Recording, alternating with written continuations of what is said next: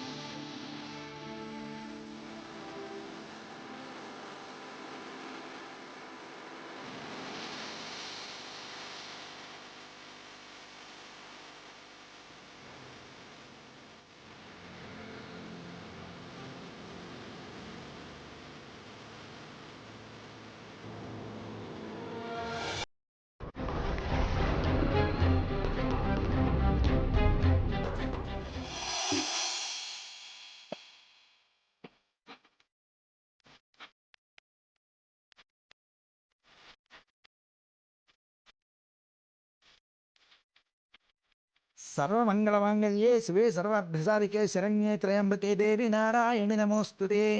దీర్ఘసుమంగళీ భవ, దీర్ఘాయుష్మాన్ భవ, ఆయురారోగ్య ఐశ్వర్యాభివృద్ధిరస్తు.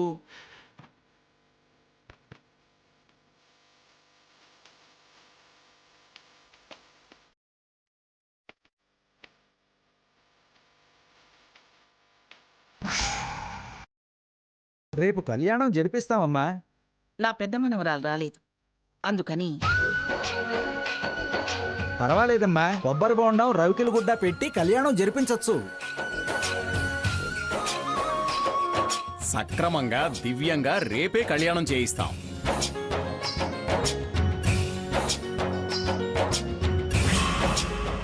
శుభగడియలో పుబ్బా నక్షత్రం వచ్చిందని చెప్పానమ్మా.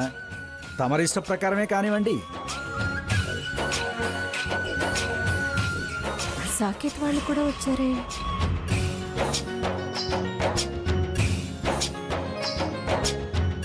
అత్తయ్య,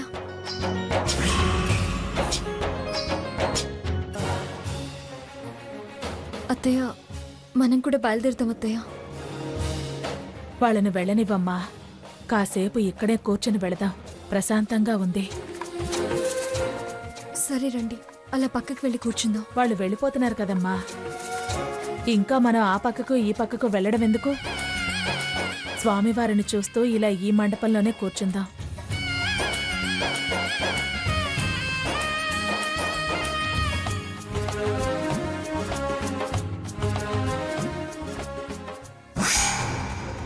అత్తయ్య రండి. ఏమైందమ్మా? మీ అబ్బాయి వస్తున్నారు అత్తయ్య. పదండి. మళ్ళీ వస్తున్నాడేంటి? కొంపు తీసి మనల్ని ఏమైనా చూశాడా? అదే నాకు భయంగా ఉంది అత్తయ్య.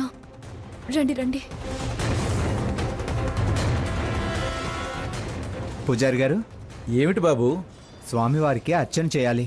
ఇప్పుడేగా చేశాను. మరొకరి పేరు మీద చేయాలి. గోత్రనామాలు చెబితే అప్పుడే చేసేవాడిగా. మళ్ళీ చేయకూడదా? ఎందుకు చేయకూడదు బాబు? పిఠాపురం ఆనంద్ కుమార్, శారదా పేర్ల మీద జరిపించండి.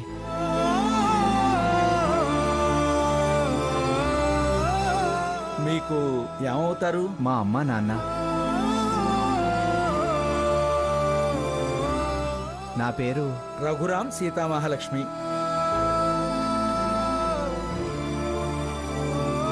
పిఠాపురం ఆనంద్ కుమార్ నామధేయస్య, ధర్మపత్ని శారదా నామధేయస్య.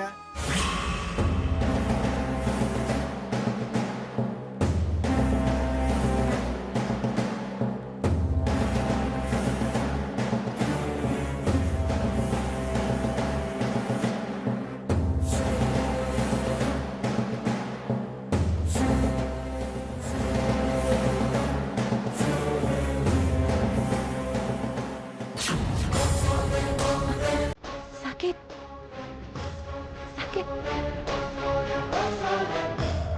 ఇట్రా.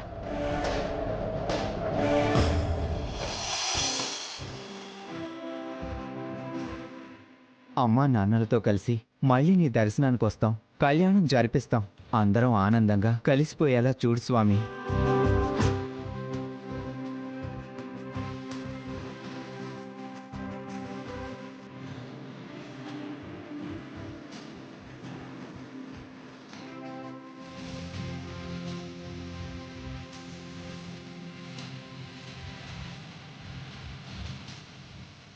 పెద్ద బావా, నువ్వు ఇక్కడేం చేస్తున్నావు? అమ్మా నాన్నల పేరున అర్చన చేస్తున్నాను. మంచి పని చేస్తున్నావు. ఎంత మంచి మనసు బావా నీది. కన్నవారి పేరు మీద అర్చన చేయించడం కూడా గొప్ప పనేనా? కన్నతల్లిని ప్రేమించేవాడు కట్టుకున్న భార్యని గొప్పగా ప్రేమిస్తాడు అంటారు. మా అక్క అదృష్టవంతురాలు. ఏం అదృష్టమో ఏమో, అమ్మని చూడక, అమ్మతో మాట్లాడక చాలా రోజులైంది. ఎవరికో ఏదో సాయం చేయాలని వెళ్ళింది.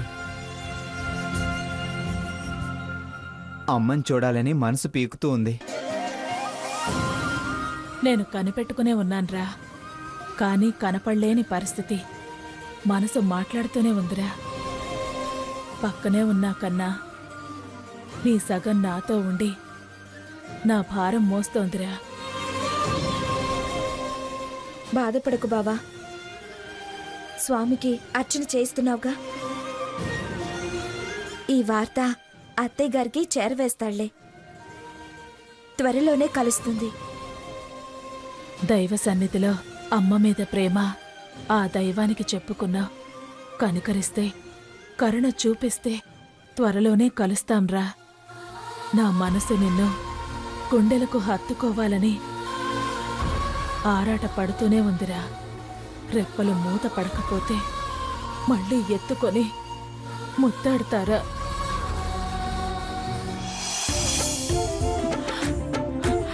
సీత, వాడు చూసావా అమ్మా, నా కోసం ఎంత మదన పడుతున్నాడా? ఈ మాయదారి రోగం నన్ను వాడి ఎదుట పడకుండా చేస్తోందమ్మా. అత్తయ్య గారు, మీకు తగ్గిపోతుందిలేండి. అవును, నువ్వు మళ్ళీ లోపలికొచ్చావే? నువ్వు బావ కనిపించకపోతే అమ్మమ్మ ఏరియా అని అడిగింది. లోపలున్నారేమో చూసొస్తానని వచ్చా. అవును, సాకేత్ బావ ఏమన్నా కనిపించాడా? మీ వెనకాలే వచ్చాడుగా. లేదే. ఇక్కడెక్కడన్నా ఉన్నాడేమో చూసొస్తాను.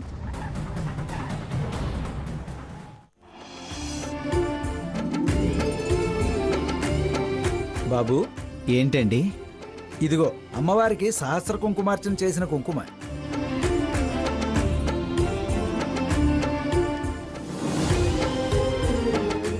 మొదట మీ సతీమణికి ఇవ్వు, అలాగే 10 మంది ముత్తైదులకు పంచు. పంచితే వారికి సౌభాగ్యం, మీకు పుణ్యము లభిస్తుంది, శుభం జరుగుతుంది, మనోవాంఛలు నెరవేరుతాయి.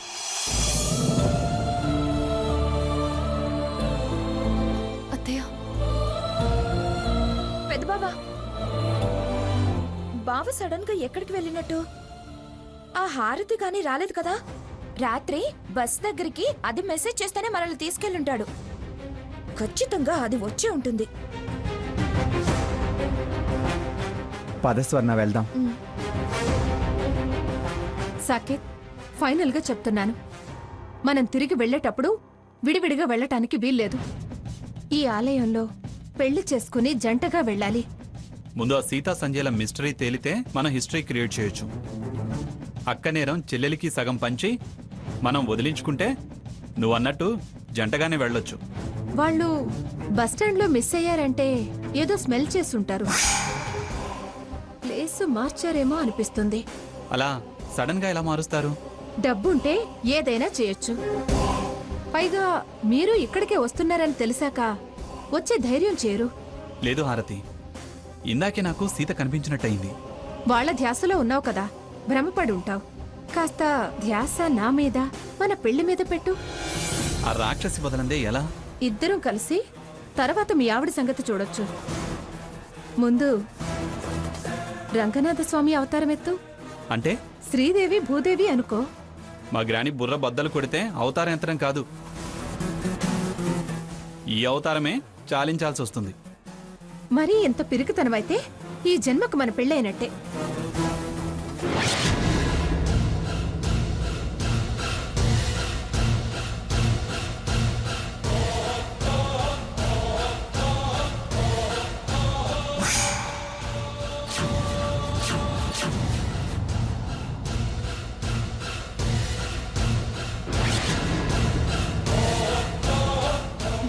మీ ఆవిడ ఇక్కడున్నావా బావా?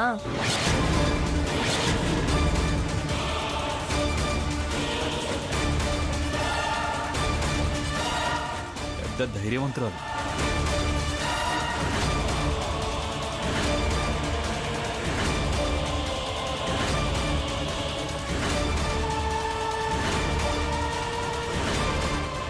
ఏం బావా, మేం నీకోసం వెతుకుతుంటే నువ్వు ఇక్కడేం చేస్తున్నావు?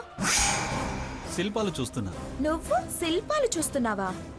అంటే ఏంటి, నేను చూడకూడదా? అంత టేస్ట్ ఉందా అని. అయినా నా టేస్ట్లు నీకేం తెలుసులే. శిలలు శిల్పాలు చూడడం ఏంటో. ఏమన్నావు? ఏం లేదు. కదిలే శిల్పాలు చూస్తున్నావా, కదలని శిల్పాలు చూస్తున్నావా అని.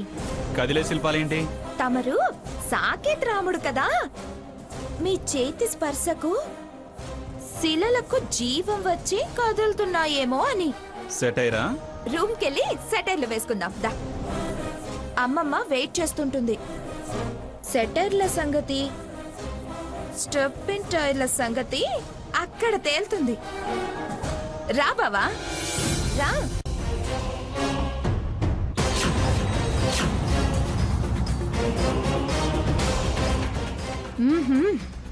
చెప్తాను నీ సంగతి. అత్తయ్య, అత్తయ్య గారు, ఏంటి సీత?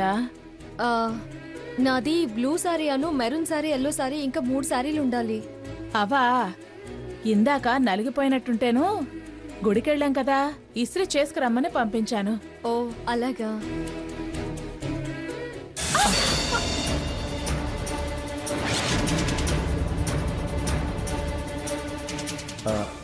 సారీ అండి.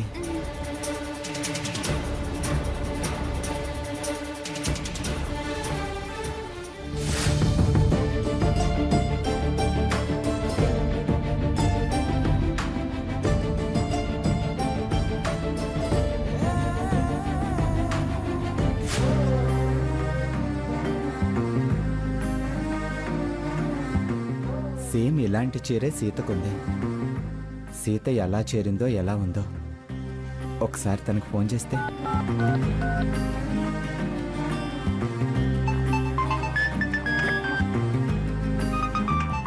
మీ అబ్బాయి గారు ఫోన్ చేస్తున్నారు అత్తయ్య గారు. అలాగా, మాట్లాడమ్మా. హలో సీత, ప్రయాణం ఎలా జరిగింది? చాలా బాగా జరిగింది. కావాలనుకున్న అభిమానం నన్ను అక్కడికి రానివ్వలేదు. లేకపోతే నేను కూడా మీతో పాటు అక్కడికే వచ్చేదాన్ని. పర్లేదు సీత, మనల్ని అభిమానించే వాళ్ళ కోరిక తీర్చడం మన బాధ్యత. ఎలా అయినా రేపు వస్తావుగా, ఒక్కరోజుకేముందిలే. తప్పకుండా వస్తాను. దేవుడి కళ్యాణం జరిపించాలి కదా. మీ ప్రయాణం ఎలా జరిగింది? కారు ఎక్కిన దగ్గర నుంచి సాకేత్ ఒకటే నస. ఏమైంది? అసలు ఏం జరిగిందంటే,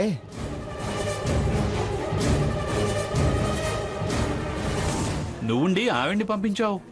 ఓహో, వాళ్ళ ప్రైవసీకి నువ్వు అడ్డం ఎందుకని ఆగావా? డాక్టర్ సంజయ్ గారితో విహారయాత్రకి జంప్. మహత్తర దృశ్య కావ్యం సీతా పురాణం చూతము రారండి.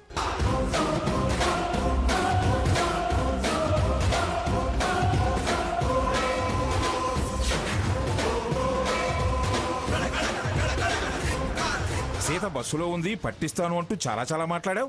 ఏదిరా? అది జరిగింది. అలాగా. వాడిలాగనే నేను క్షణం క్రితం భ్రమపడ్డా. నన్ను అత్తయ్యని చూడలేదు కదా.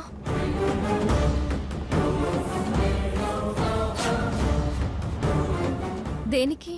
నేను కారిడార్లో వస్తూ ఉన్నా. ఇస్త్రీ బట్టలు తీసుకుని ఒక అమ్మాయి వస్తూ ఉంది. చూసుకోకుండా నా చేయి తగిలింది. చీర కింద పడింది. సేమ్ చీర, నీకున్న చీరే గుర్తొచ్చింది. ఆ చీరలో నువ్వు నడుస్తున్నట్లుగా గుర్తొచ్చావు. అందుకే ఫోన్ చేశాను. బాగా గుర్తొస్తున్నానా? గుండెల్లో ఉండేదానివి నువ్వు గుర్తుకు రాకపోవడం ఏంటి? సరే, రేపు మనం వచ్చాక మాట్లాడుకుందాం.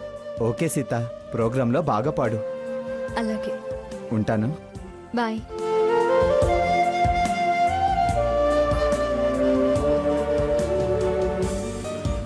ఏంటి సీత ఒక్కరోజు కనపడకపోతేనే ఇంత భ్రమ పడుతున్నానేంటి?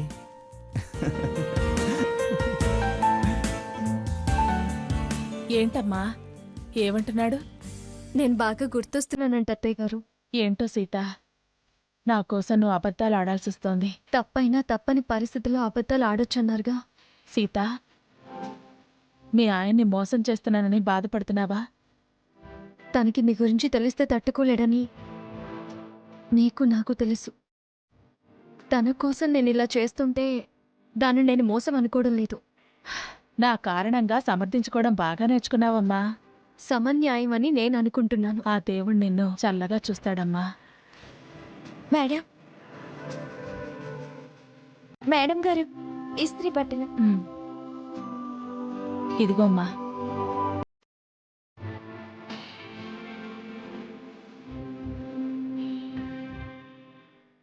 అత్తయ్య గారు, టిఫిన్ ఏమైనా చేస్తారా? నువ్వు బయటకు వెళ్ళాలన్నావుగా. అందుకని మానేస్తారా? టాబ్లెట్స్ వేసుకోవాలి కదా. నేను వెళ్ళి టిఫిన్ తీసుకొస్తాను. సరే.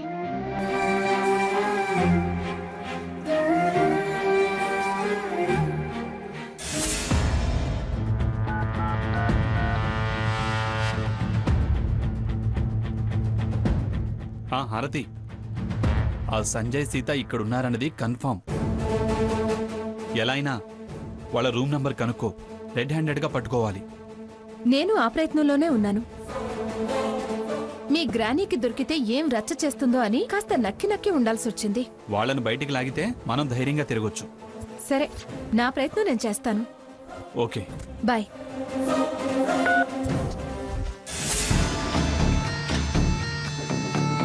ఏం కావాలి మేడం? డాక్టర్ సంజయ్ ఏ రూమ్లో ఉన్నారు? డాక్టర్ సంజయ్ గారా? అవును. చూస్తానుండండి.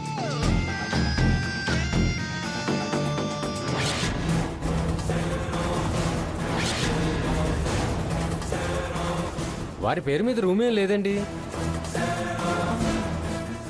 సీత పేరు మీద ఉందేమో చూడండి. చూస్తానుండండి.